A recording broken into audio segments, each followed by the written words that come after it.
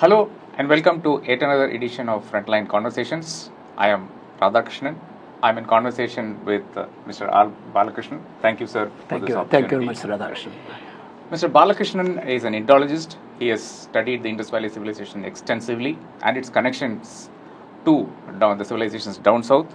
In fact, his book, The Journey of the Civilization from Indus to Vagai River Valley, is a seminal work in this regard. And we will talk about that also. But then first, sir, the controversy now. It's like an archaeologist belonging to the Archaeological Survey of India submits an extensive report, nearly 1,000 pages, 982 pages.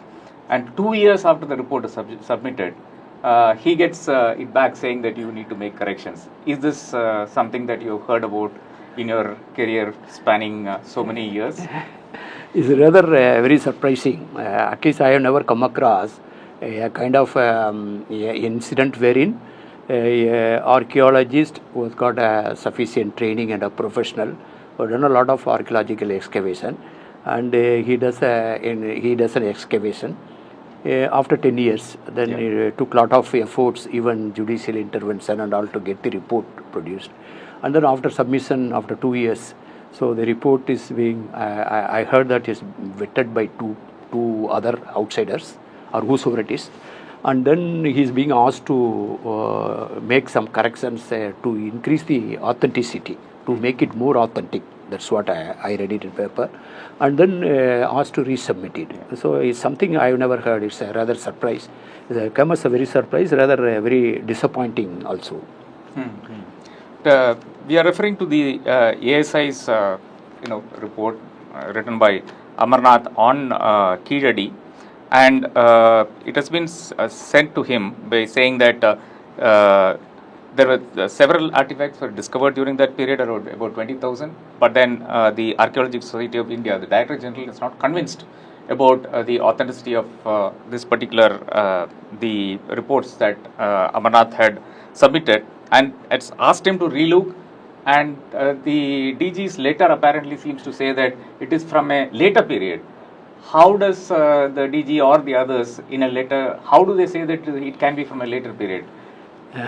So to be honest with you, I would not basically, rather I will consider I am very strict to my focused area.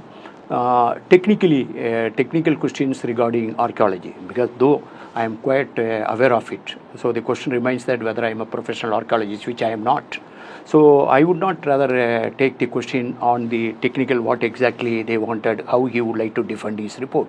But my take on this would be basically Archaeological Survey of India. It's not a new organization.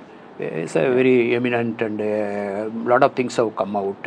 And then even Indus Valley civilization, way back in 1924, came to the world's knowledge directly by the Director General of ASI announcing it. So such an organization is almost asking him to we are not having faith in it, you have a more authenticity and all. It's like passing a no confidence on its own professional archaeologist. That's what I am feeling little surprised and disappointed, for the simple reason, because a person like me, I feel that I have to be evidence based. That means history, the reconstruction of history has to be absolutely evidence based. But we have to be aware of the fact that the making of history itself, history is very important. It's very essential, and you cannot escape from history. It's inescapable. And so that means you are very much tied to the history. But the fact remains that the history is a narrative. There has to be some element of can you say that history is a rocket science, which is not a fact? So you know that history is made, something is handed down to you as an history. At least we are now equipped with the modern methods of doing a carbon dating. So many methods of seeing the veracity. We are living in an age of the genomic studies and genetic studies and all. So it's like now aided by the evidence-based research. Yeah. So in this context, even a scientific finding or a discovery can be questioned after some time. So my take is that, suppose that Amarnath Ramakrishna has prepared a report. It's a long report, I understand. And then it's a 10-year back. And then he has submitted it 2 years after that. So then if spelling mistakes and all, I am told that it normally gets corrected. Not in the substantive content of that. Suppose that if it's put to the public scrutiny, if there is some mistake or something methodology, and people will not leave it, like it's for the scientific community, archaeological community to question it. That is how the science and the history has progressed. So that way, I have a feeling it's rather sounds unusual. That means that unusualness only it's bothering. Why I am calling is unusual. Actually, unusual in the sense that for an outsider it will sound unusual, but I am not basically surprised actually. I am not because probably this report must have shocked or surprised somebody. This delay and this kind of response, I am not surprised because I am guided by the previous history or previous happenings.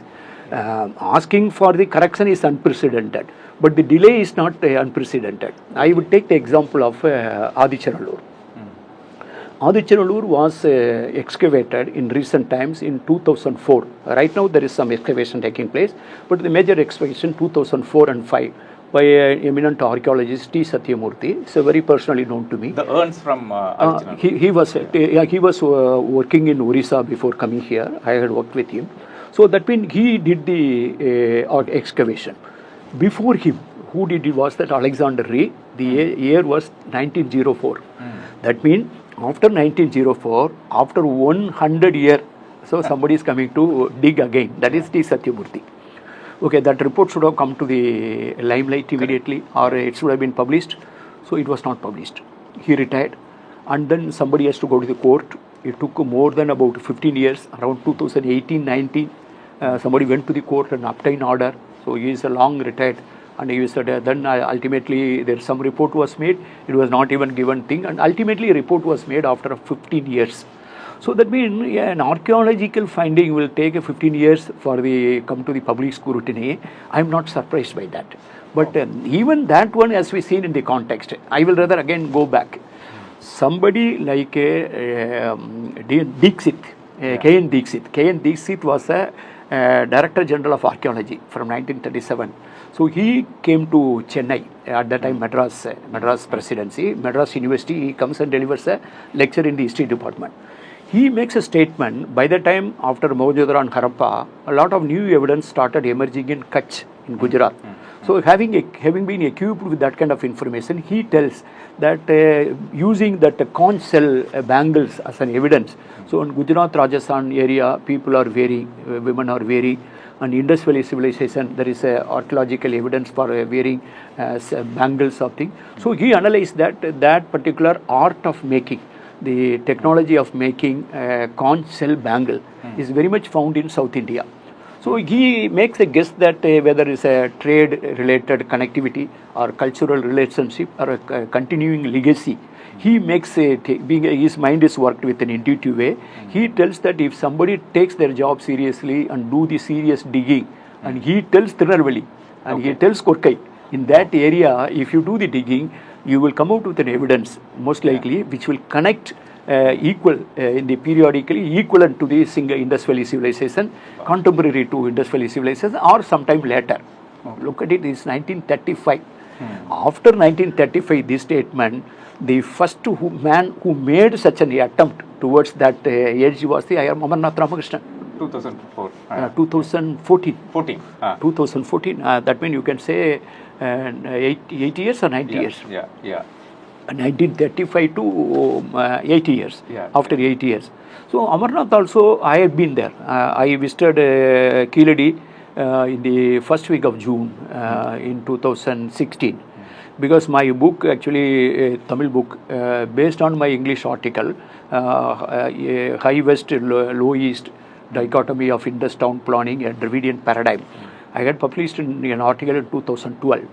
And then based on that, I had written a Tamil book, Sindhuveli Panbat in Dravida Aditharam, which is basically talking about the Dravidian foundations of the Indus township and the architecture and the kind of concept.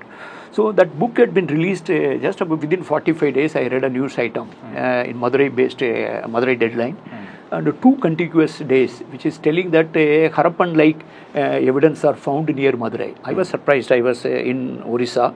I took a flight and straight came there. In June, I met him. I went and saw that because I'm also familiar with this kind of thing.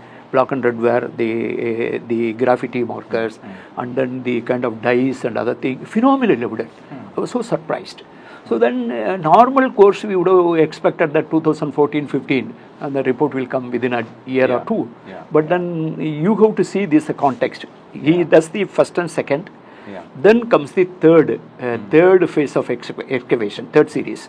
And that is also done by ASI, but not by Amarnath. By the time he had been transferred. Okay. Somebody else comes and does 2017. 2017. So then the digging was done and people are doing an interview. I've seen a YouTube video where that archaeologist says that, okay, this is almost over, it's coming to a close. But then not much of evidence found to say that urban nature or the township nature of this or the evidence for it. In a way, if you put it, the enthusiasm or the kind of awe or the kind of inspiration Amarnath was forthcoming with this one, it's just opposite to that. So then people like us, we saw that, there's nothing more is found and all. So then comes the Tamil Nadu government. We must know that Tamil Nadu archaeology, if there is a state government which started its own archaeology department, the directorate, it was Tamil Nadu. It was started way back. So then when Tamil Nadu archaeology steps in and ask for the permission from the ASI, taking permission from them, they started digging. That means 4th, 5th, 6th, 7th, 8th, 9th, 10th. Now the 10th session is over. That means after that, thousands of evidence. That means corroborating what Amarnath Ramakrishnan told or indicated in the first and second excavation, being corroborated by the 4th to 10th. But the 4th and 10th is not endorsing what was told by ASI after the 3rd in 2017. So who is correct? Obviously, the overwhelming evidence. We need to speak about both Korkai and Pornai. But before that, I have a layman's question. We can understand after the 1962 war, the Henderson-Brooks report, for instance, was completely off bounds. It was never published. It was never kept in Parliament for the longest time. But what is it that the nature of an archaeological report? Somebody is digging up something from the past. Why is that report being held back for 15 years or 5 years, and then why is corrections being sought from that? This is what, as I told at the beginning itself, is normally history is a narrative. You build a narrative and you market it, you put it into the collective consciousness or what you call the people's brain, so it gets into it. So then you are taught to believe, that means Panjabandava walked all the places and every rocks. I have traveled all over India, except maybe up to 15-16 districts. All districts I have put my foot, because I have been election commission, done 30 state elections, 2 Lok Sabha elections. I have traveled all over. I have met all the tribals of India. So wherever I saw that, I have been told that this is a place Pandava was sleeping, and this is a place like that. They will, wherever there is a rock, then there is a Panjapandava slept there. So then you cannot take that as an history, like how many places 5 people must have slept. So you have to take that as a kind of a peak or a Idigasam or something like that. So then if that is marketed as history, and the very serious archaeologist who talked about the C14, this test, that what, and chemical analysis, suddenly comes and talks about Mahabharata age based on certain names, like what is there, Astinapuram, Indraprastha, there is a place here called Indraprastha in Delhi itself. Then based on the name, and somebody can go and dig and even make an assumption that it belongs to Mahabharata age, as if Mahabharata age is something like a stone age, or the metal age like a bronze age or iron age, or the prehistory, proto-history, or the historical time. How can you say that this belongs to Mahabharata age? Are we talking about when it was written or when it happened? So if it happened, what is the archaeological proof you have? And how can you peddle that as a history? So it's a question is that when a popular narrative is made, any evidence which is contrary to that, people feel threatened. I look at that way. It is threatening somebody. It is basically unsettling a narrative which has been deposited in the minds of the people over a millennium. So then what was the greatest unsettling event in my view? I don't think that in Indian historical narrative, a more earth-shaking event, what was announcement by John Marshall in 1924, that was first one announcement. It changed the course of the understanding of the Indian history. Till he announced it, I very much doubt in his place. He came to India at the age of 26. 26 he came here, and he had no stake, he had no bias. Unfortunately, he was not knowing any Indian language. And before that, if you handed over this responsibility to anybody who is well versed with epics and all kind of languages, he must have been totally biased. He is with an open mind. He looks at things, he says that it's not a local culture, it's a civilization. He tells that something looks totally different. So he says it's a pre-Vedic, it's a non-Vedic and Dravidic. And then immediately after his report, within about 2 months, Sunil Kumar Chatterjee, see, you would understand that John Marshall is not an Indian or a Tamilian. Sunil Kumar Chatterjee in 1924 December in Modern Review, he writes an article where he talks about the Dravidian origins. He talks about the Indus Valley evidence. He talks about the Adichanallur. Imagine, he talks about Adichanallur. He talks about the early Tamil texts and all. He mentions about it. He wrote a phenomenal article. There starts what is called the Dravidian hypothesis. Probably that people felt threatened that the new finding, which is changing the course of the Indian narrative. So the narrative gets changed. So recently, Tamil Nadu celebrated the 100th centenary of the announcement of the Indus Valley civilization. Let me be very clearly underline what I am saying. If any place where the Indus Valley civilization is being talked with an emotional involvement, in the only one place is in Tamil Nadu. Oh, okay. There is one place where a statue has been erected because he announced the Bronze Age civilization. It's a bronze statue, 7.5 feet, and with a 7.5 feet total 15 feet height. That too in front of the museum conference hall. It has been erected. If it is at Tamil Nadu in Chennai, nowhere else. I think that it's something remarkable. And imagine an announcement has been made by the Tamil Nadu Chief Minister. Anybody reads it. People misunderstand it. It's not necessarily somebody has to read it and say that Tamil is written. Or it is he did not confirm. He has to only to prove to all the informed, scientifically inclined and evidence based, whosoever reads it. The announcement has been made. If you are able to decipher the Indus script, $1 million. $1 million. And then a book has been released where the graffiti in the potteries of Tamil Nadu has been compared with the Indus signs. A book has been produced. That means it's a concrete evidence. Let us discuss on it. Another book has come out with the antiquity of use of iron in Tamil Nadu. So all these things are happening in 1 year. An international conference, a statue, and a $1 million announcement, a book on graffiti and Indus sign, and a book on the antiquity of iron. Probably. It's not being liked by somebody, probably unsettling. I consider actually, I never feel unsettled. See, I'm born here. I studied BA Tamil literature and MA Tamil. I'm a student of Tamil literature. I studied nothing else, even today. I spent 40 years, full 40 years in the civil service. I worked in the different parts of the country, and I learnt another language. I had a huge respect for every mother tongue in this country. And the last assignment I had proudly held before coming back to Tamil Nadu was holding the first World Classical Odia Conference. Oh, wow. This is like a World Odia Classical Conference was organized. I was in full charge. And so many, the same way I have written papers on the antiquity of Tamil, I have written so many research papers about the Orissa. So then it's been published, it's been translated. There is no, I always consider that there should not be a hatred. India is an inclusive nation. I use my entire research and my book revolves around a narrative. I consider India to be a rainforest. I consider the India's pluralism as a rainforest pluralism. I negate the idea of the melting pot. People normally say that India is a melting pot, and then unity in diversity, all kind of cliches they use it. So it's not a melting pot. See, melting pot is a little alloy making process. Many metals are put together. Everybody's identity goes everybody's identity lost, and somebody is going to stand out and tell it is me. There's going to be a dominant metal. So that is the reason you end up giving some kind of name to that. So many identities are lost. India is not like that. It's having hundreds and hundreds of tribals, hundreds and hundreds of indigenous languages. So this is not melting pot.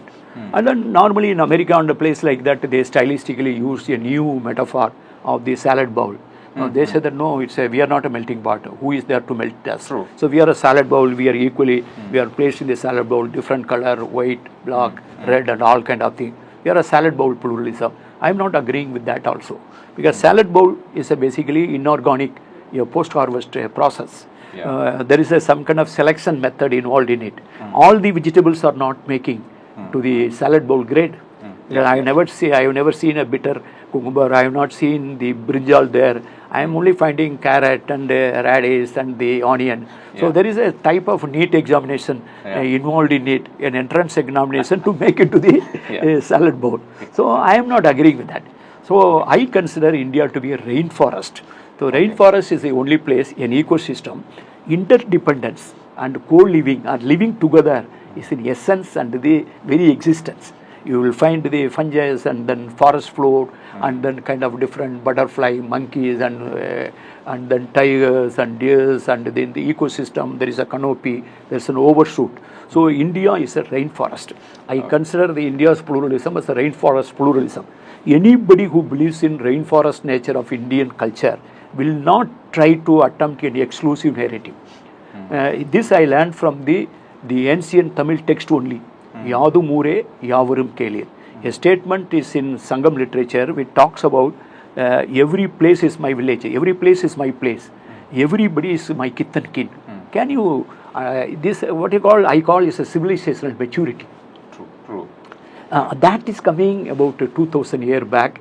A cosmopolitanism being spoken, a town, a port town, where the people speak a different language and then they all live together and they are happily living together. It's a Sangam text says.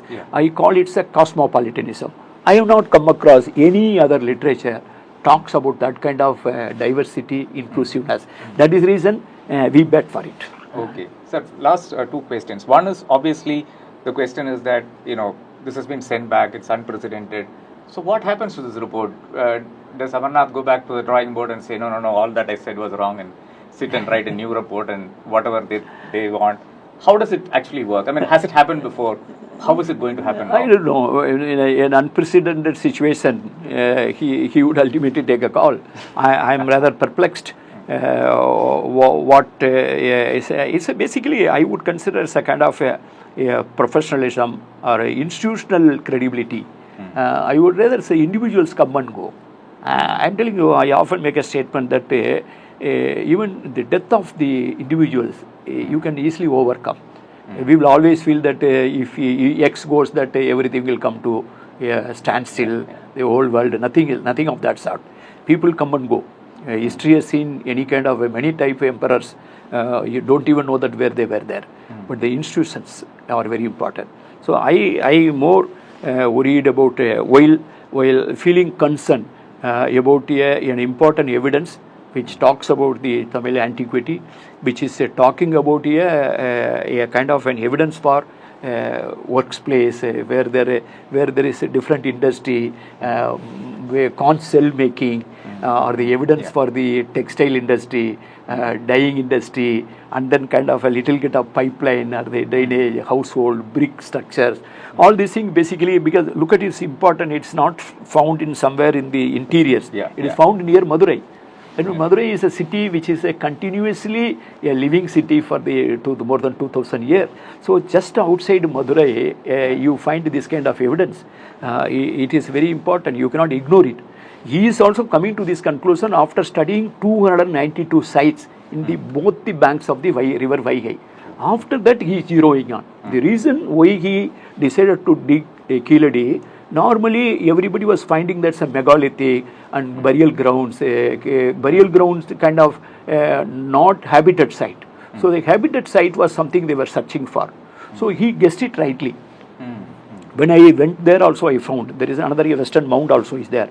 I was asking him whether this is the eastern side, is there anything west to that is there? Because I have been talking about the high west, low east dichotomy.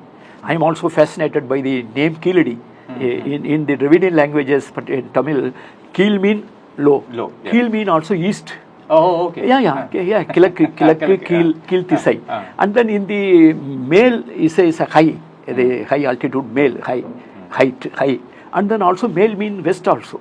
That means in the entire Dravidian paradigm, the linguistic paradigm, the terminology used for the high and west are the exactly same, and low and east are the same. That is how we guessed on the topocentric approach of Dravidian languages, which is different from the anthropocentric approach of the Indo-Aryan languages. That's what I wrote in 2012. Yeah. So I was fascinated. Why Rastu Keezhadi was that? Because the very name. I was immediately Keezhadi. Keezhadi means low and then east. Then I landing there, I asked him, is there anything west to this? There is a mound. There is a mound. I saw that there is a mound. What has been dig is only one part. What was surprising me, even I met the people, the headmaster, I think if I rightly remember, I'm sorry, Balasubramaniam or somebody, who I met him, fortunate to meet him. He who brought to the notice of the people, there is some kind of ancient antiquities found. So there is a teacher, I met him. And then I met the people who gave their land for the study. Normally people will be afraid of giving land for the study. So I used to visit the Keezhadi and people used to meet me and to request, sir, please sir, it seems that my land also likely to have the continuity of this, and my land also may be dug. Yeah, there's a coconut farm there. Coconut farm. I met that guy. He was telling me, he is telling us that this drainage is likely to come to my area. That is the reason this time I don't want to disturb. I am not actually doing cultivation this session. If they want to dig, let them dig. That means I was surprised. If somebody is not worried about his economic loss, he is owning up the history. I consider to be that's a stakeholding. What I find in Tamil people, the stakeholding, the sense of ownership in history is amazing. I see that you must have seen that Keezhadi Museum. Yeah. Thousands of people are going. People coming from abroad, if they come to Tamil Nadu, make a visit to Keezhadi. Other parts of the state, they go to the Keezhadi. College students are going, school students are going, everybody is going there. This stakeholding, I have never ever seen anywhere else. Fabulous. Probably people are worried about that. Sir, when I was in Sri Lanka, I realized that the archaeological survey there is being used to plant evidence to prove that, in Hindu sites there are Buddhist, the statue of Buddha is being taken. Even now, there are problems in North Sri Lanka and East Sri Lanka. Basically, archaeological survey has become a tool in the hands of the Sinhala majoritarian government to recreate history. The other part of that is that the government itself claims that there is a Ravana cave and Sita was abducted. This is where Sita was and all of that. That becomes part of they again roped in archaeological survey into that. Do you fear something of the similar nature happening in India? I would say it's a universal. This can be in many countries. This kind of narratives or artificial narratives are planned or planted or basically worked on it. The narrative actually people make and then create a kind of national thing around it. But I tell you, having worked in all over India, I done UP election, Madhya Pradesh election, Bihar election, Kashmir election, all these places. I came even near Delhi, near Noida area itself. There is a temple where there is a Ravana statue is there and thing and all. Then there is a place in Mandasar. Then there is they will tell that it's a Mandodari's birthplace. And then that area in the Kannauj, then in Uttar Pradesh and Madhya Pradesh, I come across places where the Ravana statue, huge Ravana statue with the 10 heads. And to my knowledge, I worked in Dandakaranya region also, the tri-junction of the Telangana, Andhra Pradesh, and then Chhattisgarh, Orissa, and that border area I have worked there. I have seen all these places, the story take place. I have come across Ravana being worshipped, or Ravana is being revered, or even people mourning when the Ramlila is being celebrated, Ravana effigy is being burnt, and people mourning. There is a Brahmin group in Himachal Pradesh, Rajasthan, Maudgil Brahmins. They say that we are the relatives of Ravan, and we belong to the same kind of origin. And then they mourn, they don't participate in the Ramlila. And then in Maharashtra, people, the tribals, they take procession and go to the collector and give a petition that Ravana effigy should not be burned.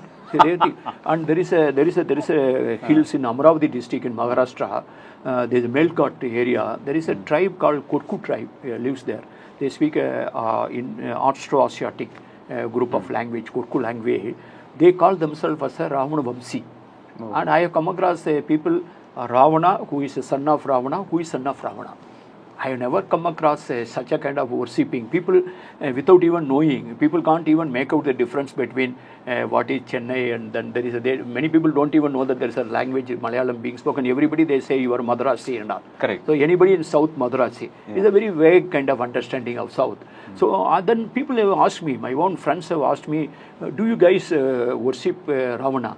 Because in recent times, in a political narrative, like a Ravana Kavyam has been written. In West Bengal, there is a Meghanatha Vada Kavyam has been written.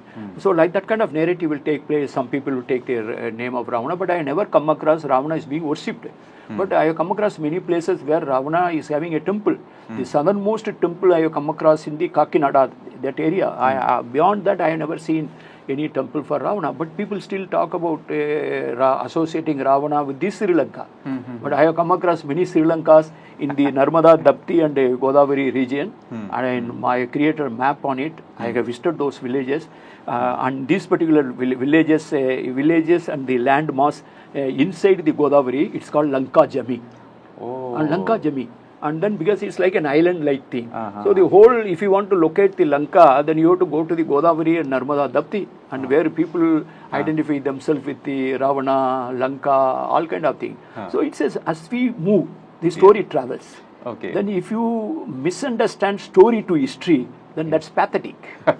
Thank you so much for your time, sir. It's always a pleasure to talk to Mr. Balakrishnan, who is a repository of knowledge from the ancient times. This controversy that we talk about today is because a superintending archaeologist here, Amarnath Ramakrishnan, wrote a report, 982-page report on the Keezhadi excavations, and specified the period of the Keezhadi civilization, the civilization that existed at Keezhadi, which has not been accepted by the Archaeological Survey of India. After much delay, they've sent it back to him, asking him to have a relook, because they say that it is from a much later period and not from the period that Amarnath Ramakrishnan claims, and the subsequent excavations. Amarnath Ramakrishnan based it on the first 3 sites. Of course, he has visited 200 plus sites, but then Tamil Nadu government independently did a huge survey, did excavations, and then concretely established where Keezhadi should be placed in the pantheon of where the civilizations. Thank you for watching another episode of Frontline Conversations. Thank you.